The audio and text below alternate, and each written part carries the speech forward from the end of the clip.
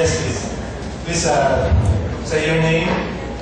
Magandang umaga. Ako si Eleanor Baldo-Soriano, LU4 ko.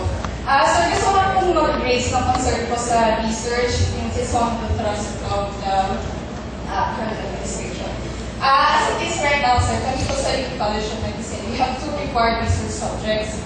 One in first year, yung IBC 211, at saka sa second year, yung TER 201. Ang main concern po namin is that how do you intend or how do you plan to make it easy for students to do research when currently sa required subjects pa lang namin, it's almost a pain to go through the process of doing the research. For one thing, we have to pay for our own research. So research groups have to raise up funds, to buy their own materials, kung ano po kailangan namin doon, kailangan namin yung raise. Tapos pangalawa, it's a pain to coordinate use of laboratories sa mga different departments. We have to ask for permission to use materials, to use laboratory facilities, and it's not always accommodating for us. They're not always accommodating kasi we have to ask biochem, we have to ask public health. We don't even have access to the laboratory facilities of the NIH. So second year din po, we have to go through a certain ethical process. So in order to go through our research, we have to go through a lot of bureaucracy in order to complete the requirements for our researches. Isa po, madami, we need to conduct our researches during school days. And during school days, we have to do it in classes that are not linked with our research classes. And those are considered unexcused absences. So we either have to cut class or just try to work it out. Tapos, we have to pay in order to use facilities after office hours and after class hours. And that's part of the things that we have to spend for.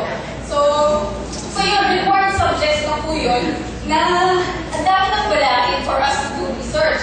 And students actually come up with good researches despite of those barriers. So parang, how do you intend to make that easier or how do you intend to make research easier for students when required subjects na nga siya ay nakikirapan na kami to access the facilities of the school?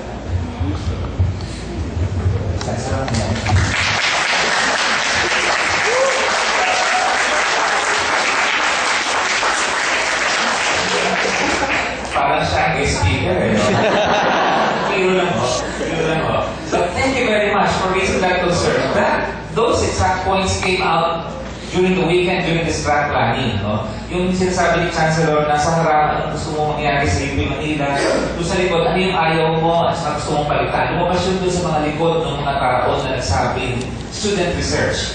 Number one, just a requirement. So anong issue? Pagka just a requirement, talaga bang buong puso at kaluluwa mo nandun sa research na yun? Or para lang makapasa at member lang ako ng isa sa 10 miyembro ng grupo na yun. No? So, very clear ang mandate. No? Relevant research, top down. Hindi na sa faculty at researchers ng university yun, pati ng estudyante kailangan relevant research. Okay? So, relevant research means it's more than just a requirement. What is useful? So I'm talking about the topic for the research, the issues that we would wish to investigate. Relevant means something useful. Is that research going to come up with a possible publication? Kasi tall order naman. Lahat ng student research dapat ma-publish. Tall order yun. But maybe there will be some special researches exceptionally done that will be published in peer-reviewed journals like Acta Medical Filipino. So that we become immortalized. We have a contribution to the world. No? So did this research in 2011, a student from College of Medicine guided by faculty. This leads me to the second point, that research has to be guided by faculty. And faculty, preferably a mentor, can guide you through your research. The student is never on his or her own. Attached to a faculty member who is doing research on a certain subject matter. So that, it's more than a requirement. This faculty member mentor can teach you the rigors that are needed. You will learn tips from this faculty mentor or preceptor.